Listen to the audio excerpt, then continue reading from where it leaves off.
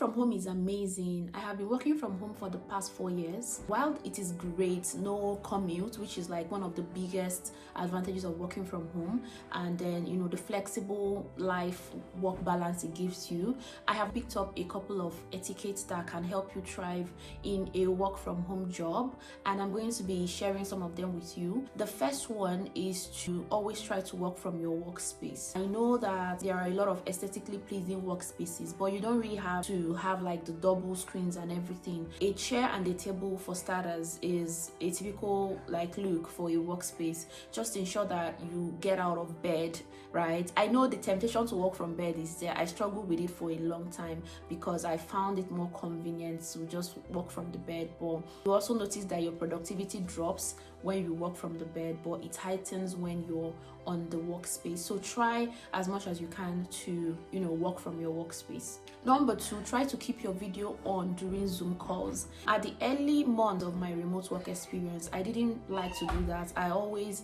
turned off my camera whenever I was in a meeting.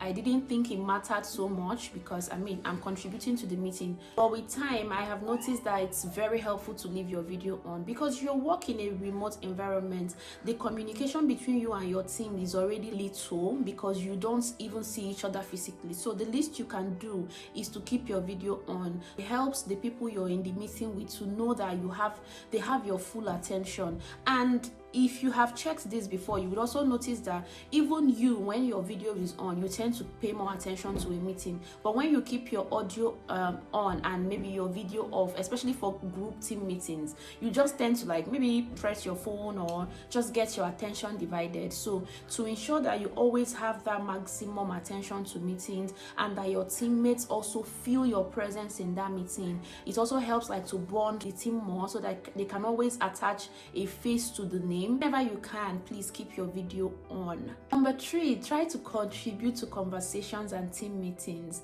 I know there are a lot of videos, I know they are for fun anyway, where people in a meeting and the only contribution you have to make is yes, okay.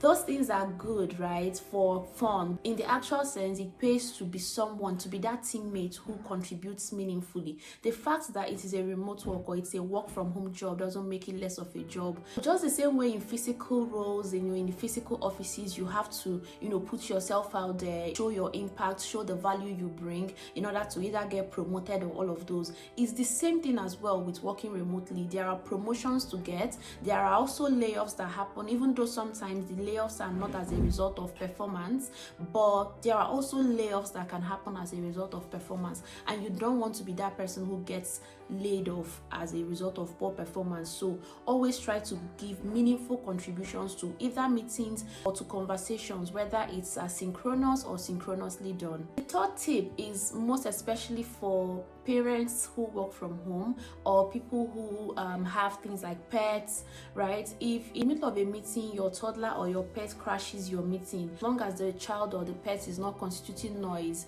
to that meeting, it's not the time to start pushing them away or trying to get them to somewhere else. I believe there are a lot of organizations, when they recognize that you're a parent, at least for most of the places I've worked at, they've never had an issue with my child meetings, right? So just roll with it. If your child or your pet comes in between your meetings to crash the meeting, just roll with it, okay? The next thing that you can also do when you work from home is always try to respect people's boundaries. Also keep your own boundary.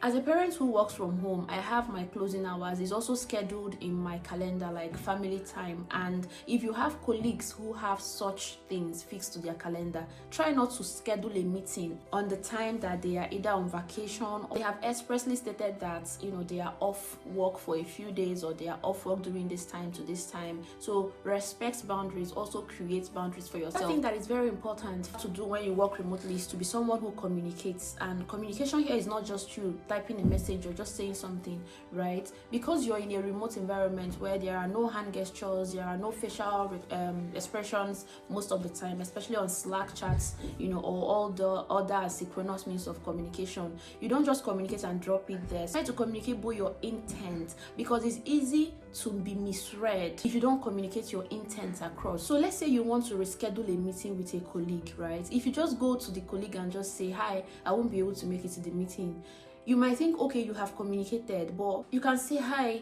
due to whatever, assuming you want to give the reasons that you're unable to make the meeting, but would you be able to make it on so day? I'm still very, open to having this conversation, but not on this day. So you have communicated both like your intent. So the thing there now is not like you're not going to attend that meeting and you're never going to, but it's just that something came up and you can't make it at that time and you're open to reschedule. For those of you who work from home, what are some of the etiquettes that you think are important for people who work from home to, to imbibe that I might have missed out? I look forward to hear from you guys.